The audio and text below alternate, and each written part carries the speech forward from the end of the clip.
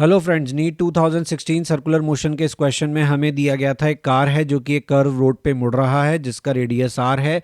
Road को bank किया हुआ था एंगल थीटा पे। Coefficient of friction between the tyres of the car and the road हमें म्यू एस दिया था। हमसे पूछा गया था कि maximum safe velocity on this road क्या हो सकती है। तो ये क्वेश्चन जो है ये आपका बैंकिंग और फ्रिक्शन दोनों का मिक्स्ड क्वेश्चन है। और आप में से कई लोग होंगे जिनको इसका रिजल्ट भी याद होगा, क्योंकि कई कोचिंग्स में ये क्वेश्चन लेक्चर नोट्स में भी होता है, मतलब क्लास में भी इसको सॉल्व कराया जाता है। तो लेट्स सी कि क्वेश्चन कैसे सॉल्व करेंगे। इस सिचुएशन को समझने के लिए सबसे पहले हमें ज़रूरत पड़ेगी एफबीडी की। जब हम एफबीडी देखते हैं तो हमें क्या दिखता है? हमें दिखता है कि हमारा जो फ्रिक्शन है वो डाउनवर्ड की तरफ लगेगा इन दिस केस। क्यों? क्योंकि हमारा यहाँ पे नॉर्मल का कौन सा कंपोनेंट है जो हमें सेंट्रीपिटल फोर्स दे रहा है, यानी कौन सा फोर्स है जो सेंटर की तरफ लग रहा है। तो इनिशियली हमारे पास केवल एन साइन थीटा होगा जो टुवर्ड्स द सेंटर लग रहा होगा और ये हमें सेंट्रीपिटल फोर्स दे रहा होगा। पर जब हम अपनी स्पीड बढ़ाना शुरू करते हैं तो हमारा एन साइन थीटा हमारे लिए सफिशिएंट नहीं रहता और हमें ज़्यादा सेंट्रीपिटल फोर्स की रिक्वायरमेंट होती है।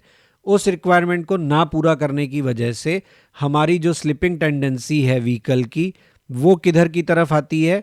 हमारा व्हीकल स्लिप करने लगता है बाहर की तरफ। स्लिपिंग टेंडेंसी बाहर की तरफ आएगी, मतलब ऊपर की तरफ। क्यों? क्योंकि आप जैसे जैसे ऊपर की तरफ मूव करेंगे तो स्लिपिंग टेंडेंसी आपकी होगी along the incline upwards. Along the incline upward जब आप जाएंगे तो आपके व्हीकल को बड़े रेडियस के सर्कल में घूमना पड़ेगा। इसकी वजह से आर बढ़ेगा। आर बढ़ने की वजह से आपका M V square by R decrease हो जाएगा। अब इस एरो का मतलब समझिएगा, मैं साथ में बोल भी रहा हूं।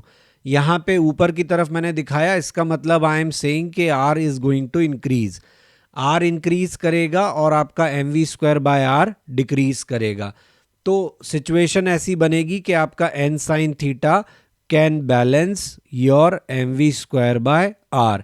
बट हमारी शर्त यह है कि हम तो ज़्यादा स्पीड से मुड़ना चाहते हैं, क्योंकि हम किसके भरोसे हैं? फ्रिक्शन के। हमें मालूम है फ्रिक्शन एंट्री करेगा, तो फ्रिक्शन क्या करेगा? हमारी slipping tendency along the incline upward है, तो डेफिनेटली फ्रिक्शन किधर लगेगा? Down the incline. इसलिए मैंने डायग्राम में उसको डाउन द इंक्लाइन दिखाया है।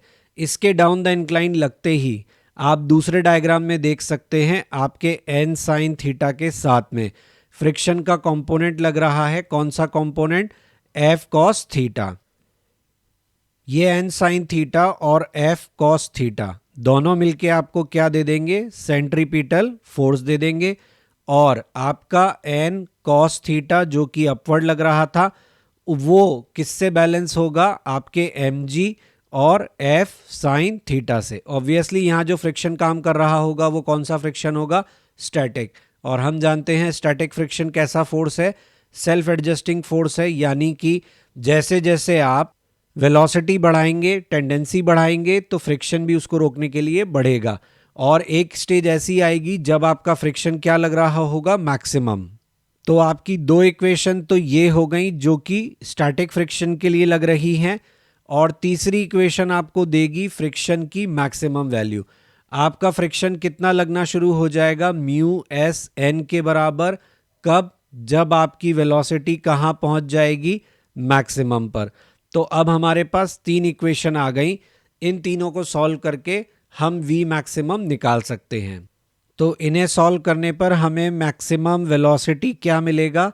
Under root G R tan theta तो हम जानते हैं, यहाँ मिलेगा under root G R mu plus tan theta upon 1 minus mu tan theta.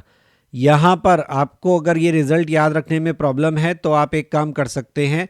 आपको याद होगा कि बैंक किए हुए रोड के केस में जब फ्रिक्शन इन्वॉल्व नहीं होता है तो मैक्सिमम स्पीड का formula simply under root G R tan theta होता है। क्योंकि यहाँ पे फ्रिक्शन भी इन्वॉल्व है तो आपको अपने फॉर्मूले में छोटा सा चेंज करना है और खाली root G R tan theta की जगह म्यू प्लस टेन थीटा करना है ऊपर, और नीचे क्या करना है? 1 minus mu tan theta. I hope आपको ये वीडियो पसंद आया होगा। Please like share and subscribe my channel and bell icon दबाना ना भूलें। अगर आपको मेरे टैक्स सोल्यूशन चाहिए, सभी स्टेप्स के साथ चाहिए, तो आप बिना वीडियो चलाए भी मेरे टैक्स सोल्यूशन देख सकते हैं मेरे ब्लॉग पर। अगर आप मुझे कोई सजेशन देना चाहते हैं तो मुझे मेल पे कांटेक्ट कर सकते हैं। टिप्स ऑफ द डे के लिए फेसबुक पेज और इंस्टा पे ज्वाइन कर सकते हैं।